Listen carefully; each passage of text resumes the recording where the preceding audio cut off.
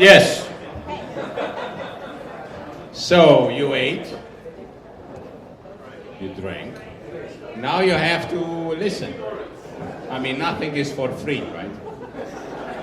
So that was not a free dinner, guys. You gotta stay here till the bitter end.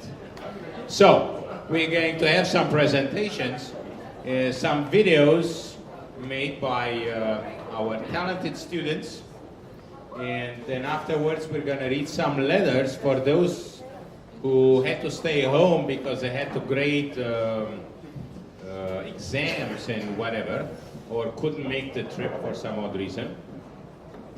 And then after that it is an open microphone for anybody who wants to say something bad about Bjarne.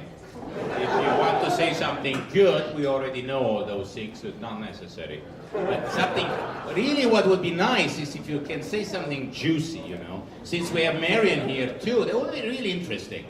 So, let's start first with a video made by Mani Zandifar, my student, who's a very talented student in those kind of things.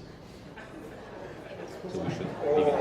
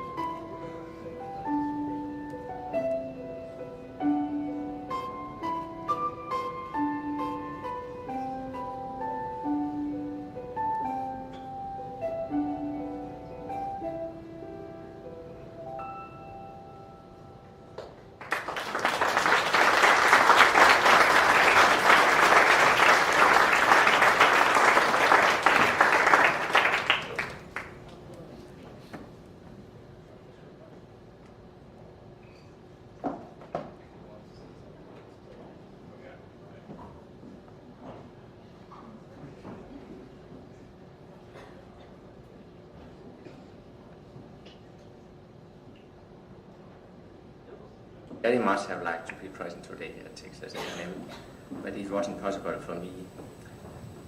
Instead, I have recorded this small video for you. Now that I can't be present, I'm very pleased that you and Marian are coming to Denmark in just 1.5 weeks from now to visit us. Greta and I are looking forward to have a visit from you. We have had quite a long friendship now, starting in the early 70s at the University of Aarhus, where we both studied computer science. We had a lot of common interest and started talking and meeting privately also.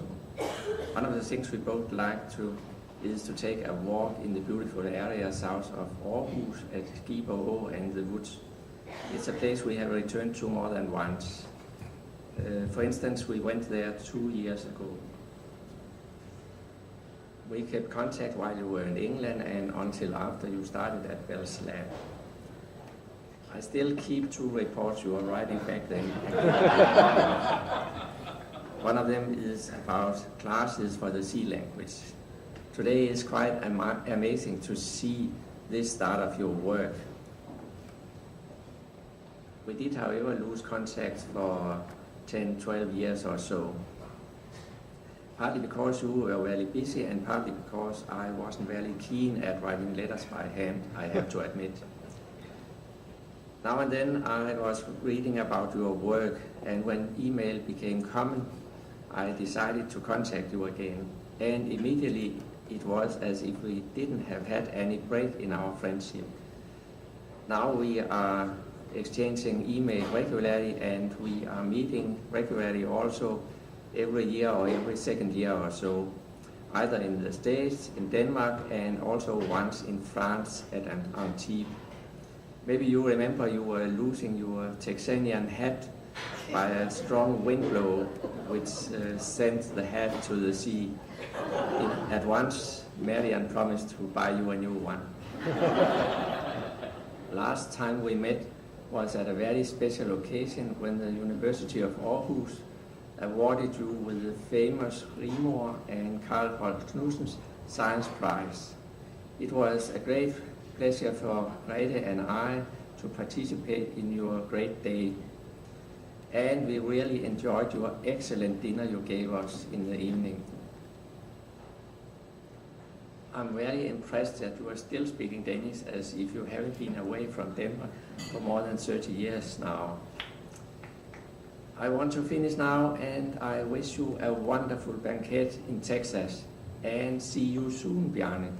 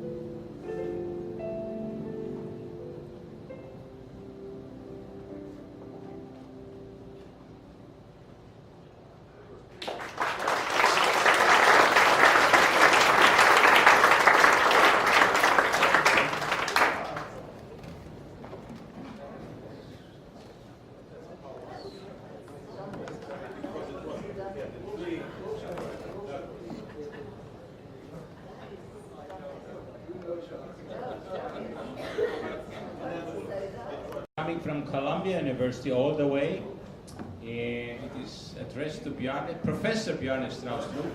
Now that will be tough to read. And this is coming from, actually, in fact, it's very interesting. So I asked Ravi, on the dragon book, who's the dragon, and what his role is. And he says, well, he is a knight who kills the dragon. So given that Alejo is not here, he must be the slain dragon. So the slain dragon writes, "Dear Bjarne, I wish I could have come in person to your Festschrift, but as admiring as I'm of you in your work, the pool of my 128 students engaged in programming, language, and compiler projects this semester has been overwhelming." Poor thing. The straw that broke the camel's back was the fact that this is the last week of classes at Columbia. Never heard about that. And I am overwhelmed by students consulting me on how to get their compilers working before the class ends. He's a lucky guy. People are interested in the Columbia compilers.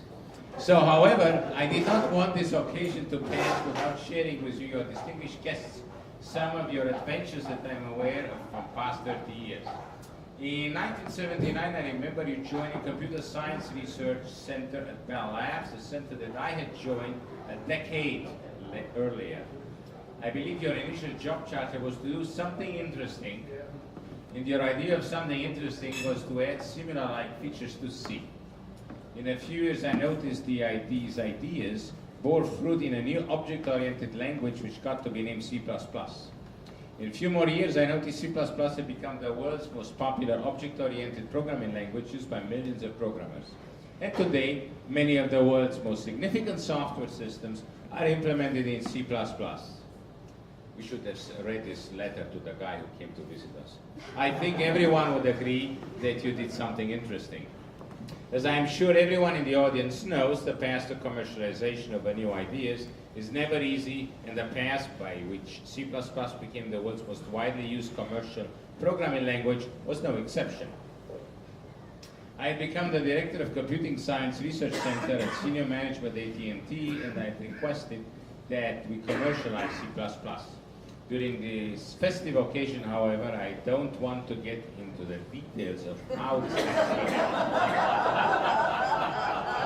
Somebody knows something that we don't all know, so we're going to give the mic afterwards to Bjarne to tell us. Suffice it to say that if anyone in the audience is interested how this occurred, I know that Bjarne likes fine claret, and I'm sure if you give him enough of it to Bjarne, he will regale you with some interesting stories. So we don't have claret, we have Bordeaux, so it should be good enough for you to tell us something. Let me conclude by saying I always like learning new ideas from great people, and over the years I've learned a lot about programming and programming languages from Bjarne. These are the top 10 things I remember learning from Bjarne. C makes it easy to shoot yourself in the foot. C++ makes it harder, but when you do, it blows off your whole leg. It blows your whole leg off. There are only two kinds of languages, the ones people complain about and the ones nobody uses. C++ is my favorite garbage collected language because it generates so little garbage. It's a green language. C++ is designed to allow you to express ideas, but if you don't have ideas or don't have any clue about how to express them, C++ doesn't offer much help. Within C++, there is much smaller, cleaner language struggling to get out. When not if automatic garbage collection becomes part of C++, it will be optional. If you think that's simple, if you think it's simple, then you have misunderstood the problem. Certainly not every good program is object-oriented, and not every object-oriented program is good. An organization that treats its programmers as morons will soon have programmers that are willing and able to act like morons only. And my favorite is, number 10, it's easy to win forgiveness for being wrong. Being right is what gets you into real trouble. Bjarne, I'd like to congratulate you on your hugely impactful contributions to programming languages, and I'd like to wish you the best of success in your continuing valiant effort to improve the quality of the world's software. Your friend Al, with a Romanian accent.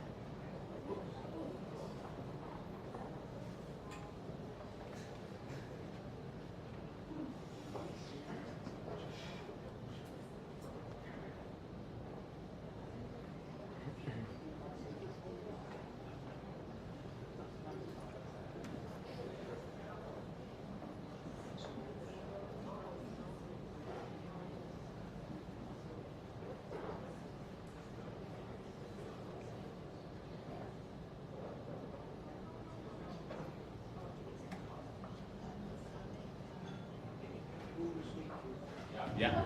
Bjarne, would you like to tell us something about your earlier times? I can give you the mic. You can tell us everything. But this one needs explanation. Okay. Mic. Get the mic. There. Everybody. Okay. I arrived there when I was 2 days old and lived there till I was 23. Same place? Same place. And it's a perfectly ordinary street. The cars weren't as fancy in those days. And just a block there. We had some people who were educated and middle class. At least one guy, he was a supervisor in the post office. The rest were real people. It's actually, I'm giving this sort of slightly sentimental talk tomorrow. I use the same bloody street view. But tomorrow we won't have any wine, it's not legal. I know, but that's just turning around, looking the other way. You can drive a garbage truck in through that wall, the hole here you can't see, which is important because that's how you get the garbage out from the yard. The yard was what we referred to, that's where you play, that's where your friends are, and the enemies are across the street in other yards. So, in a garbage collecting place. Very garbage collected, yes. That's what you got the town for. The library is on the second floor of this thing. This is actually a very interesting block. It's a very traditional Danish working class block. The butcher is over there. On the next corner is the grocery store. You go around and you find the barber, the dairy, the bicycle repair shop, the tobacconist, the I'll get to the baker, the greengrocer, the candy store, I think I mentioned that, and around here on this corner, just down there, is the baker. If you want fresh, warm bread, you have to wait till about 2:30 to 3 a.m. in the morning after being out on the town, and you can get the fresh bread. This is an interesting block. If you take Google, you can look down on it and see the garden. Okay, that's Aarhus, that's my hometown. That's the cathedral, late 1200s. That's the town hall. The town fathers decided that the tower was too ugly and expensive, so they wanted this. But fortunately, they changed their mind. If you go back one slide, another slide, there's the tower. You can just walk down the town, take 15 minutes. If you want to the central library instead of the minor local library, it takes 20 minutes on foot. And oops, back one. There used to be a closed sewer there.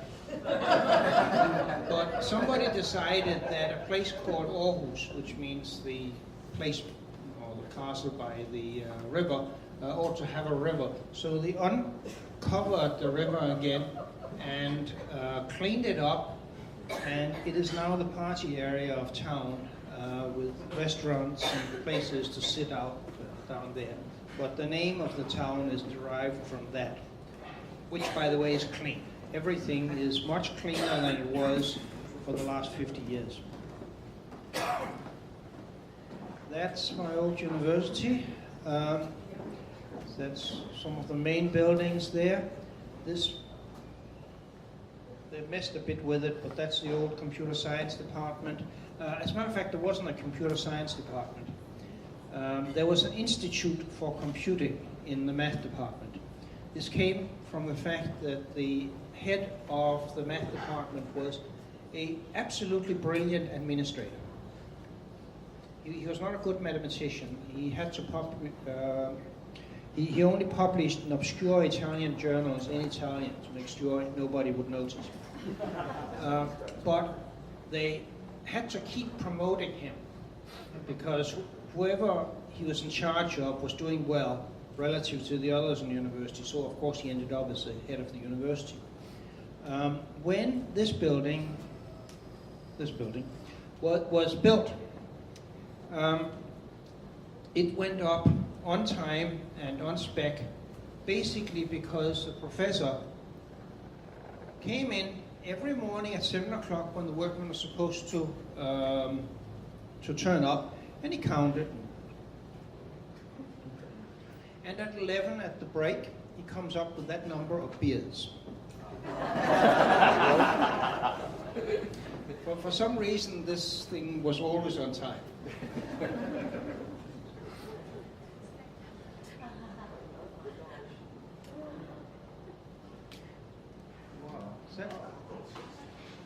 No, that's some. Okay, Was our goal? Come on. Yeah, it is supposed to be gear. I'm not so sure. These fancy tape stations is what's freaking me out. And there seemed, I would have thought that was a disc, and we didn't have those things. So I think there's a slight problem. Yeah, the amount of memory is about right. 1K words, 54-bit words, plus what was known as a buffer, which was 4K words. And the interesting thing is you could run really nice programs in Alpha 60. So that's my other native language. After that I have to learn assembly code and a few dozen other languages. Hard disk, it is not what you would recognize as a hard disk, it was a drum. And you had to have your timings right. So the next word is not the next word. The next word is as far around the rotation as you can read off the words. So there was about 2 or 3 words, and then you keep going around. Anyway, I'm not at all sure about that picture. Next.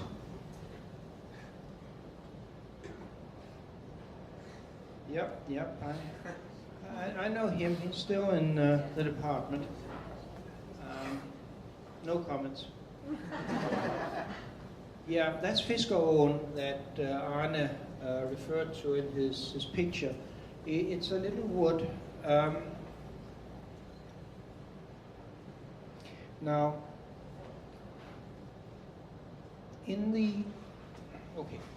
Denmark turned into a democracy in about 1849. It was supposed, there was an agreement to make it a democracy, but the agreement was also first we had to beat the Germans, and then we could get a democracy. The whole point was that the people actually kept the promises even after the emergency was over. But after that, we got mayors that were local as opposed to royally appointed. And these mayors, the town fathers, decided that green spaces were good for the town of Aarhus. So for the last 160, 170 years, they have been systematically buying up the coastline going south of Aarhus. So from about 3 miles over there where the harbor is, which is one of the 19 harbors in the world that can take the largest container ships. So here, it's woods, it's beaches, it's really nice. And then it carries on for another 10 miles. About 3 miles in. It's really wonderful. If you ever get to Aarhus, you have to get to those woods to the south of the town. Arne mentioned it, we like to go there. That's a fisherman's house there. The wood, it's named after the river. Next. Yeah, well, next. I mean, it's clearly Arne out with the camera here. I have a picture of Arne sitting on that one. I can retaliate.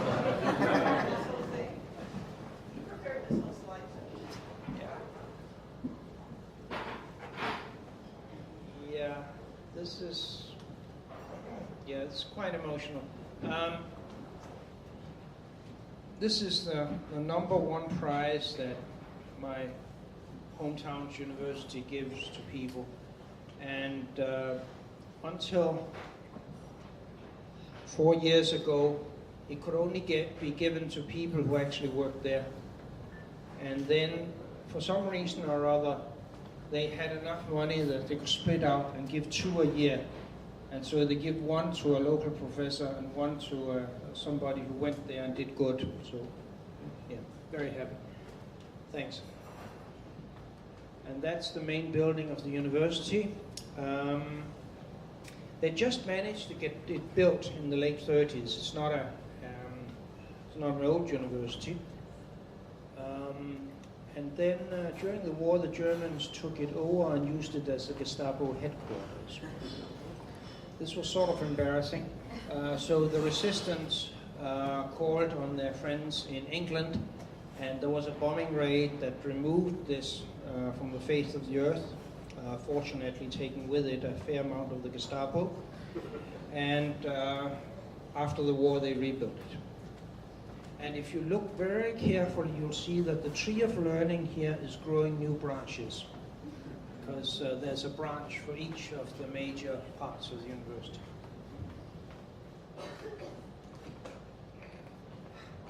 They like those letters. You can read them, but probably not there. This is taken by Arne on the day that I got the award. That's, of course, Danish flags. Next. Oh, yeah, that's... Yeah, that's... this is known as blackmail material. This was the Dean of Science and Engineering, who's been around for a long time. Anyway, these are just sort of official shots. You got sneakers on, right? Yes.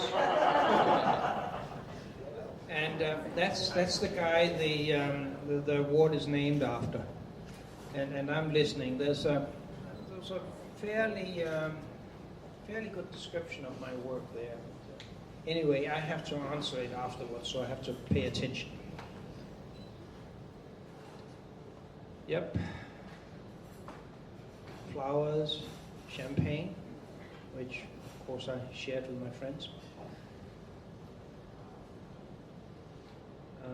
And I'm giving a talk about C++, and as usual focusing on what it's used for, as opposed to technical details.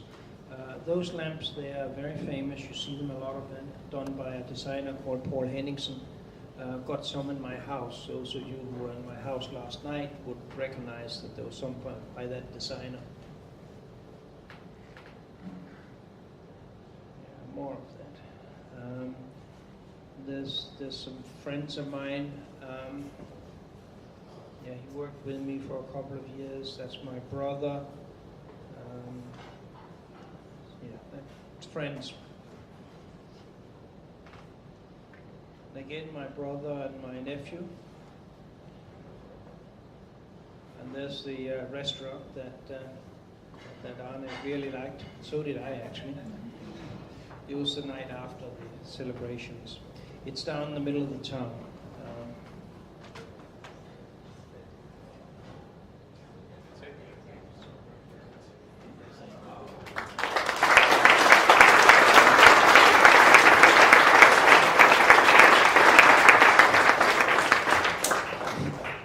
Thank you very much, Bjarne. It was a wonderful presentation of virtual Denmark. You know what I mean? One of the days you'll see it.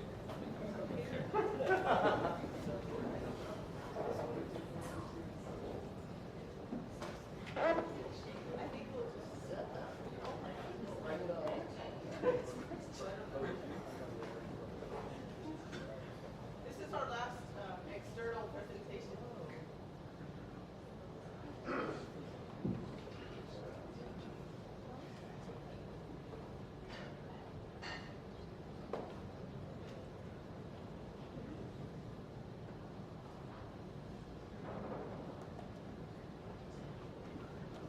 So that's by using C++, they figured out that there is a speed higher than light. I bet you that's it. They must have used something with C++. They got the idea that there is the speed of light is not the maximum. No, I'm actually sure that I know one experiment that doesn't use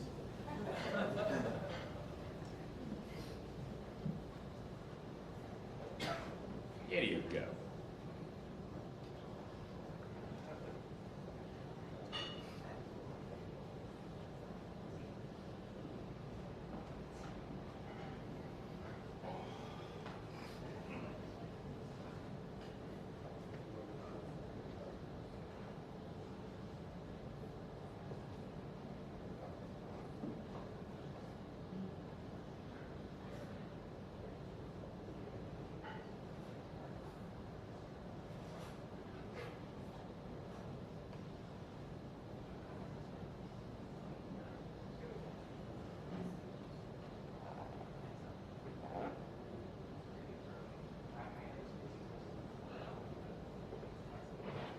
Okay, that's it.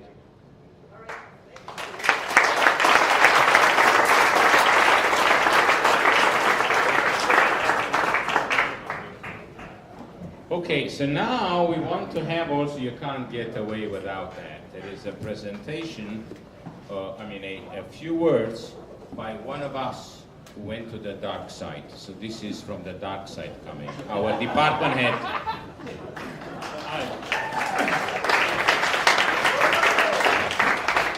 I'm Hank Walker, head of computer science and engineering. I want to thank you for being here at this Festschrift. Bjarne and I actually have a little bit of a common experience. In the late 1970s, I was an undergrad at Caltech, and we were using Simula for doing electronic design automation tools on DEC System 20s. Does anyone else here use Simula back in those days?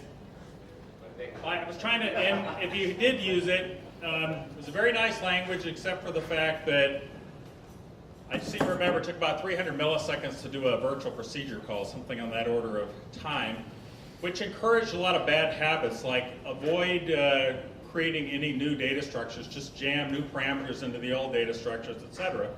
Although later I spent time at Digital Equipment, and we were doing design automation tools too, using Simula. We in fact bought a little DEC System 2020, the one refrigerator size model, just for that purpose. Then I went to CMU. We had a VAX 11780. There was no Simula available for it at that period of time, so I had to switch to using C. You know, then you have that shock of going from using an object-oriented system to not.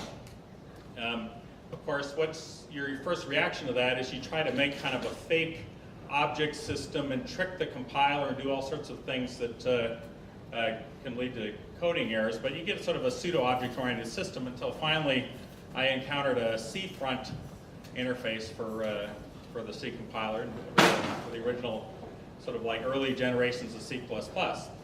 Now, one of the key benefits of Bjarne coming here is the fact that I finally learned how to correctly pronounce his name, which I had done, mispronounced it for many years, decades before that time.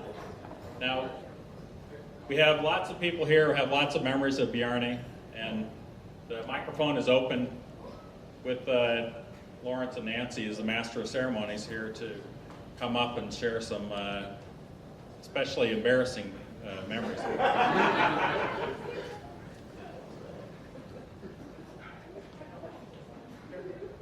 Okay guys, so now it's open mic season. Again, do not come and tell us how wonderful C++ is. We know that. So, but something about Bjarne, that would be interesting. I can tell you a story. Now, you know, look at you, I can tell you a story. So, eons ago, I interviewed at that place named Bell Laboratories. And there was this gentleman I never knew before. I mean, I knew his book. His name Bjarne, okay? So he, you know, we talk, whatever, and we meet for dinner.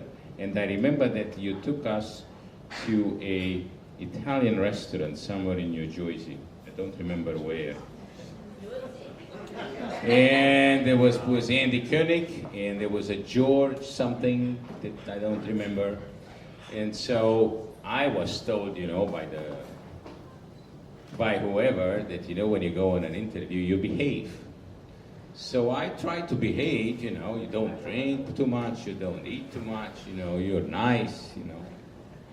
You want the job, right? You think we're going to Oh, yeah. So now you don't have to believe it. So I met Bjarne, so it's okay. So what do we have for the beginning? And for the beginning we had, I don't know, it was a grappa or something, you know, whatever. It was some white wine. No, it was a white wine. Okay. And then, right, the grappa was at the end.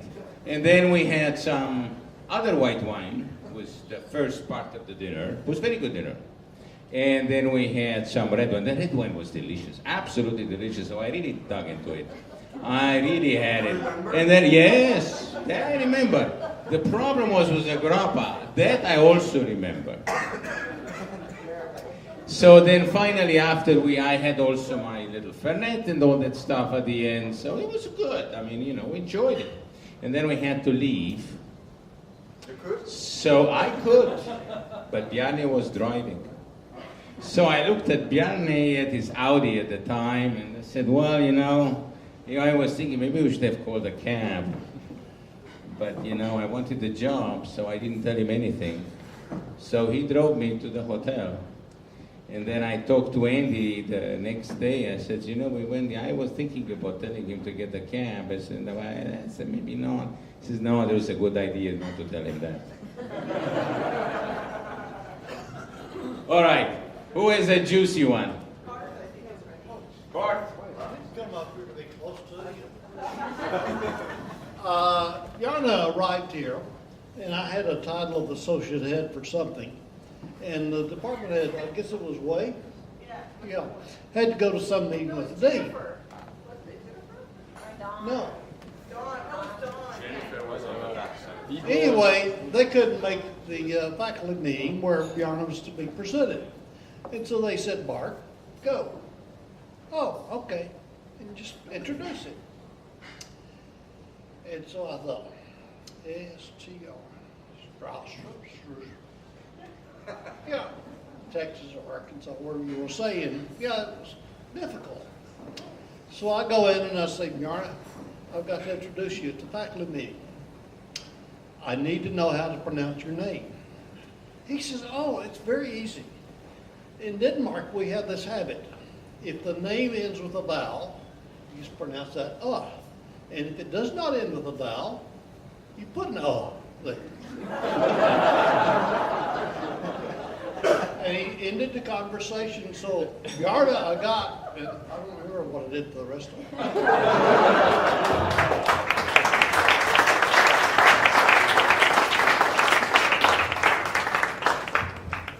All right, who's next? Walter, you have a juicy one? I don't believe that. Well, actually, last night when I told Marion that people were going to be doing a roast and toast tonight, she was horrified at the thought of what she might hear. But I assured her that it would be gentle ribbing out of love and respect. So I actually had some exposure to superstars before I met Bjarne. When I was in graduate school at Harvard, they had a number of Nobel laureates on the faculty. Not as many as Cambridge, England, but still quite a few at Cambridge, New England. And one of those was George Wald, who was a Nobel laureate in biology. And he taught freshman biology. Now, most universities, when they have a superstar, like a Nobel laureate, would be perfectly content to let them do whatever they wanted they certainly would not require them to teach freshman biology, but George Wald wanted to teach freshman biology. And so I thought about that, and I thought, now why would a Nobel laureate want to teach a freshman class? And I came up with two possible reasons. One reason was the massively inflated ego, that nobody else could possibly know how to teach it right. And the second reason, which I actually know is true, I'm not picking on George Wald, is because he wanted to teach the freshman class so he could get freshmen excited about the field of biology.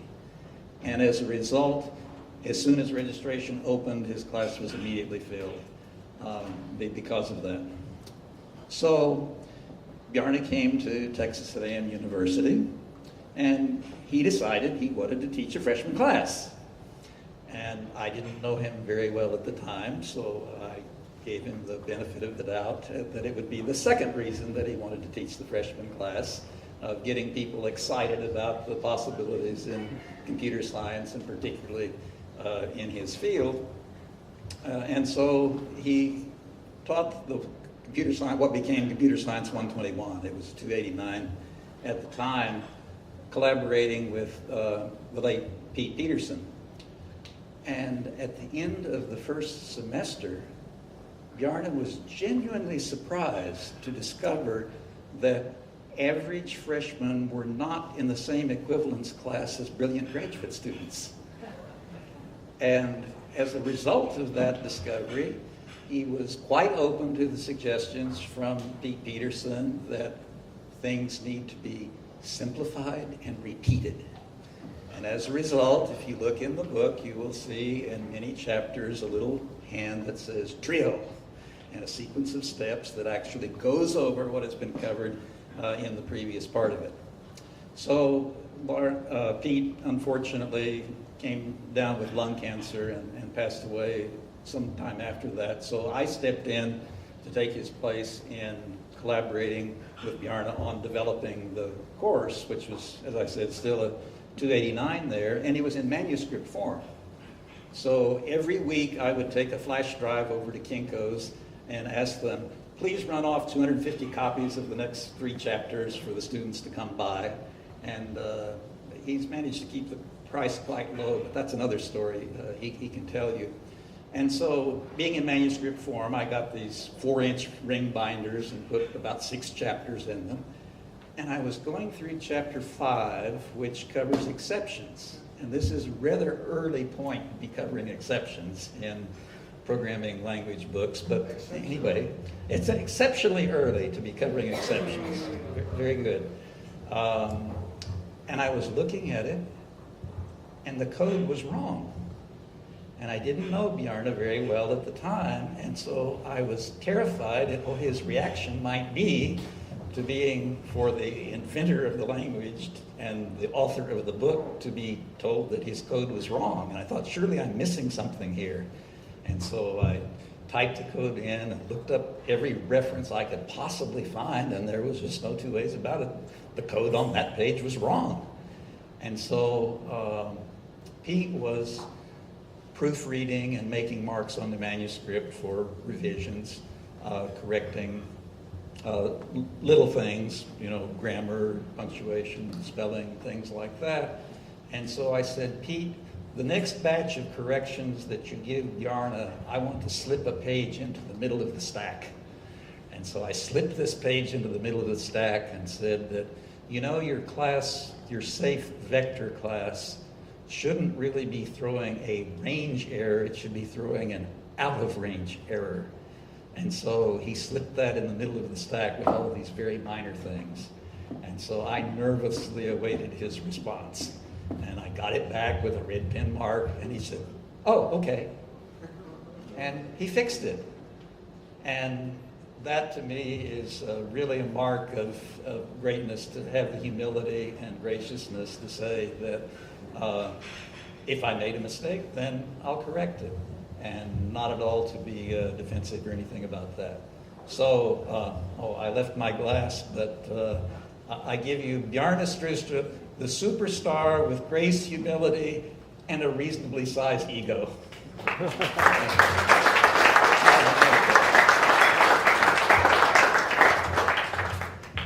Now the second part, that was part the first, is that those of you who have perused the C++ programming language book know that Bjarne has hidden a number of Easter eggs in it. So throughout the examples, you will see variables and strings such as Marion, Anne-Marie, Nicholas, and so forth. And they're in the index if you want to find out what page they're on. Any self-respecting author puts self-referential items in his books, and Bjarne certainly did that. But in his example for the date class, he also used my birthday. And so you might not realize it, but 8 months from now, Bjarne will be having a birthday, and we probably won't all be together to celebrate that with him. But if my calculations are correct, he will be 62 at that point on his next birthday, which means that that is the earliest date that he could draw Social Security. So, having turned 65 myself, I've done a fair amount of research on Social Security strategies, and I've discovered an optimization where two couples can increase their amount of Social Security by switching back and forth between drawing their own and drawing half of their spouses. And so for the benefit of Bjarne and Marion, I have a Social Security strategy for optimizing your retirement income. If anybody else would like a copy, just get my card and email me, and I'd be glad to send it to you.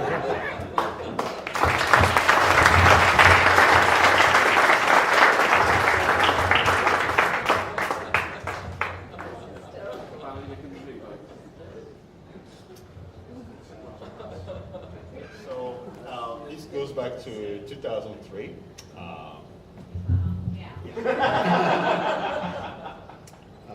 Bjarne and Marion were visiting. I was postdoc at the time at Sophia Antipolis.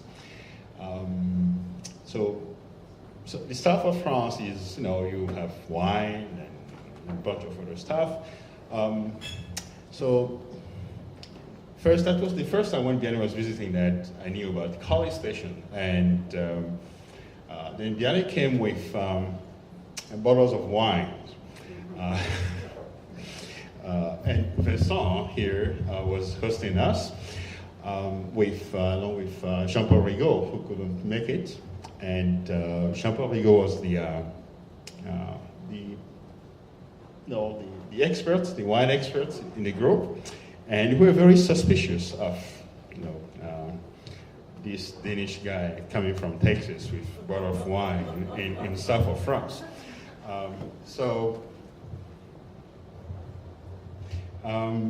The wine was served, and we were very politely looking at the glass. Jean-Paul Rigaud took the glass and sipped a little bit and said, it's okay. And then all of us took the wine and said, oh yeah, great. But I think it was very courageous to come from Texas. And it was actually a very good wine from Messina. It wasn't just, at the time we were very suspicious, but it was really good wine. Vincent might probably want to add something. No? I currently split the picture. Oh, you have the picture? No, the picture. Oh, okay. I mean, you live to tell the tale. You want to add something?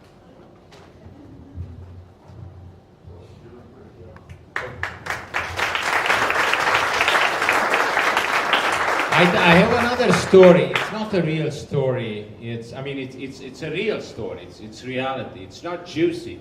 It's real. So Bjarne was the first time he visited me here, right? I rejected his offer the day that actually Bell Labs and AT&T split, and he apologized for that. And right. He called me up and says, well, I'm sorry, you must have heard this. Please says, no, I didn't, but if you say so. Well, my wife told me. Oh, all right, okay. So And so that in '97, I think he came the first time. I gave him Texas barbecue. He enjoyed it, you know. I said, okay. And then later on, you know, I tried to. He says, well, maybe you'll come again. And we were looking actually for an endowed chair and so forth. So I said, how do I con this guy to actually come here permanently? And then we devised, you know, I thought, well, you know, there is some position here. No, I'm not interested. Well, maybe still, you know. And then you know, you come and visit, you know, you talk to some from guys from the dark side, and, you know, it's okay, you know, you're used to that. You have a boss, you know, at AT&T. You must know that. So he came, and then, you know, he seems, you know, kind of reasonable, logical, you know, that it actually could come here. But there was some hesitation. I don't know, what the hell is going on? Why is he hesitating? I figured out, you know, I thought, you know, about myself also, you know, everybody is a boss, you know. So he must have a boss at home, too. So we had to get the boss to approve. So we invited him with the boss here. And I'm not going to tell you what we've done, but it worked. So today we should thank Marian for having Bjarne, because without Marian's approval, you ain't seen no Bjarne here.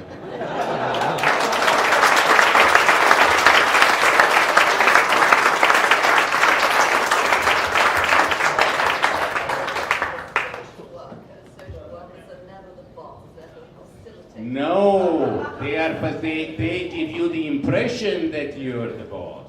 You know, more sophisticated than that. Marian, would you like to tell us something? Something juicy about Bjarne? You must know a lot of things. Ready? No. Okay. Anybody else?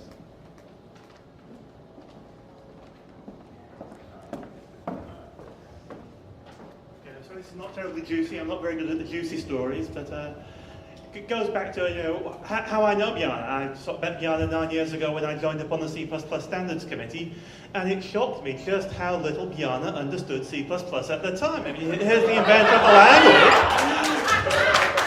But, I can assure you that he's a very diligent and patient student, and after 9 years of my education, he now understands C++ far more clearly than I understood. And, well, I don't think Bjarne's position has changed all that much over those 9 years.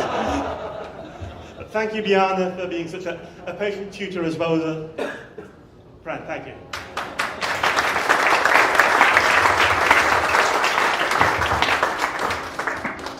Anybody else? Some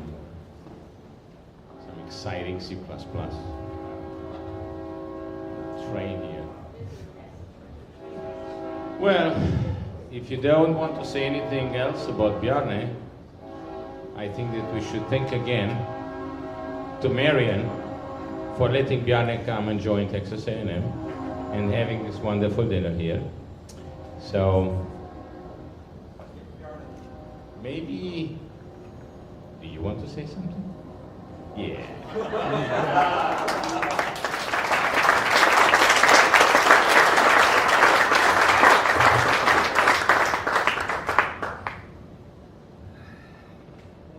I'm not going to say very much. This is somewhat emotional.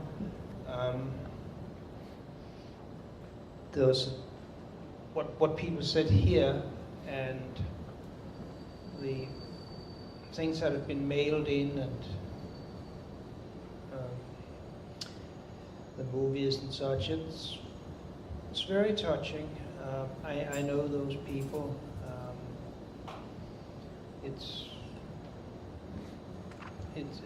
amazing to see that they went out of their way to say such nice things, and I'm very happy that you could all come, and I hope you enjoyed it. Thanks.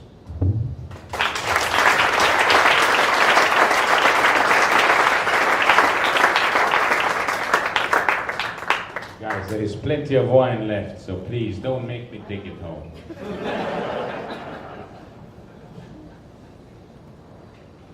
Our staff. K. Jones.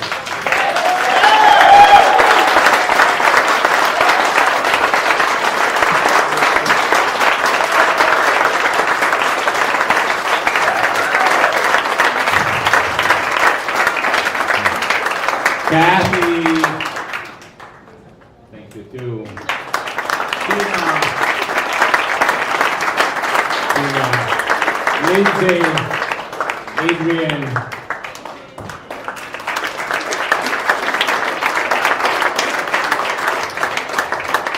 And let's face it, even our old department head, our own department head, let's thank him after all. He went to the dark side, but he's ours. We like him.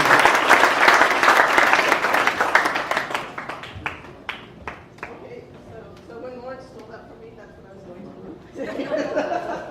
So I think that's it for tonight. And as Lawrence mentioned, there is still some wine. I'm not sure how much. And we have the place for another 12 minutes. So enjoy yourselves. And also, Downtown Brewing is nice on a Friday night. So if you want to enjoy that, you're welcome to as well. And see you tomorrow morning.